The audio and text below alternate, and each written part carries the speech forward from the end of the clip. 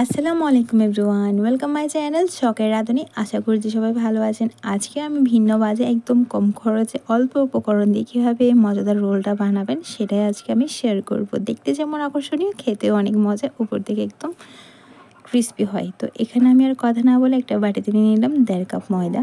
আপনারা চাইলে মেজারমেন্ট কাপটা ইউজ করতে পারেন। আমি নর্মাল কাপগুলো থাকি, যেহেতু সবার বাসায় মেজারমেন্ট কাপগুলো থাকে না। আমি আমার স্বাদ অনুযায়ী লবণ দিয়ে দিলাম, 3 কি 3.5 চামচ মতো রান্নার তেল দিয়ে দিব, আধা চামচ মতো কালো জিরা দিয়ে দিব। আপনারা চাইলে আরও বাড়িয়ে দিতে পারেন পছন্দ অনুযায়ী বিষয়টা। এরপর আমি এটাকে ফার্স্টে শুকনো উপকরণগুলো পিষানোর পরে এবার আমি একদম গরম পানি দিয়ে একটা ডো রেডি করে নেব। ডোটা একদম সফট হবে, একদম শক্তও না, একেবারে নরমও না, একটা সফট ডো। ঠিক এরকম একটা ডো রেডি করে এটাকে আমি রেস্টে রেখে দিব 1 ঘন্টার জন্য। এইদিকে আমি আলু সেদ্ধ করে ম্যাশ করে নিয়েছি এবং 2টা ডিমকে আমি ম্যাশ করে নিয়েছি, অথবা চাইলে গ্রেটারে গ্রেট করে নিতে পারেন। ধনিয়া পাতা, পেঁয়াজ কুচি এবং কাঁচামরিচ কুচি নিয়েছি। ঝাল অনুযায়ী স্বাদটা দিবেন, ঝাল যদি আর একটু বেশি খেতে চান তাহলে দিবেন। আর আমি যেহেতু বাচ্চাদের জন্য বানাচ্ছি তাই কিন্তু ঝালটা কম দিয়েছি। এটা বাচ্চাদের টিফিনে দিলে বাচ্চারা অনেক অনেক মানে দেখতে সুন্দর লাগবে, তো খেতে চাইবে, মজা করেই খাবে।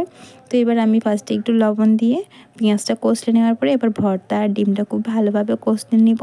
আপনি যদি আমার চ্যানেলে নতুন হয়ে থাকেন তাহলে অবশ্যই আমার চ্যানেলটি সাবস্ক্রাইব করে দেবেন এবং পাশে থাকা বেল আইকনে ক্লিক করে দেবেন। আর যদি ফেসবুক পেজ থেকে দেখে থাকেন তাহলে অবশ্যই ফলো দিয়ে দিবেন। এবার আমি ভর্তাটা ভালো করে মাখানোর পরে হাতে একটু তেল মাখিয়ে নিয়ে এবার এরকম একটা রোলের শেপ দিয়ে দিব, লম্বা লম্বা করে। ঠিক এরকমই শেপ দিয়ে দিব। শেপটা আর একটু ছোটো রাখতে পারেন কিংবা বড় রাখতে পারেন, রোলটা যেরকম বানাতে চাচ্ছেন সেরকমই রাখবেন। ঠিক এভাবে করে আমি সবগুলো বানিয়ে নেওয়ার পরে এবার আমি রেস্টে রাখা ডোটা নিয়ে নিব।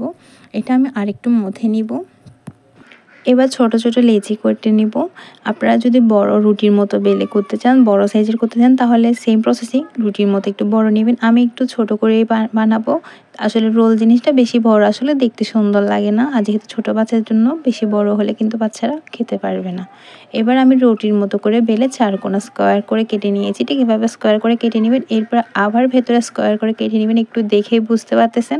ঠিক এভাবে করে কর্নারগুলো এভাবে করে একটার উপরে একটা ভাঁজ দিয়ে দিলে কিন্তু দেখেন কতটা সুন্দর একটা মানে শেপ চলে আসছে। এরপরে এইভাবে করে মানে দুনো পাশের মুখটা জাস্ট এভাবে করে দিলে একদম রেডি। আমি আপনাদের সুবিধার্থে আরও একটা দেখাচ্ছি। ঠিক এভাবে করে স্কোয়ার করে কেটে নেবেন। এরপরে মাঝখানে আলুর পুরটা দিয়ে দিবেন, যদি বড় হয় তাহলে একটু ছেড়ে দিবেন। এরপরে এভাবে করে একটার উপর একটা অংশ এভাবে করে রুটিতে ভাঁজ দিয়ে দিলে কিন্তু রেডি। একদম সহজ, তবে খেতে কিন্তু অনেক মজা, আর নতুন ডিজাইনে হওয়ার কারণে দেখতেও আকর্ষণীয় লাগে। তো অবশ্যই এই রেসিপিটা ট্রাই করবেন বাসায়। আর এটা এই পর্যায়ে আপনারা চাইলে ফ্রোজেন করেও 2-3 মাস রেখে খেতে পারবেন। এরপর আমি একটা প্যানের মধ্যে তেলটা ভালো করে গরম করে নিয়ে এখানের মধ্যে আমি এবার এই রোলগুলো দিয়ে দিব। জাস্ট রোলগুলো দিয়ে একটু ব্রাউন কালার করে ভেজে নিলেই কিন্তু হয়ে যাবে। তবে বেশি হাই হিটে ভাজতে যাবে না, তাহলে ভেতরের আলুর পুরটা পুড়ে যাওয়ার চান্স থাকবে। ঠিক এরকম একটা কালার নামিয়ে পরিবেশন করুন। অনেক অনেক মজাদার এই রেসিপিটি ট্রাই করবেন। আসসালামু আলাইকুম।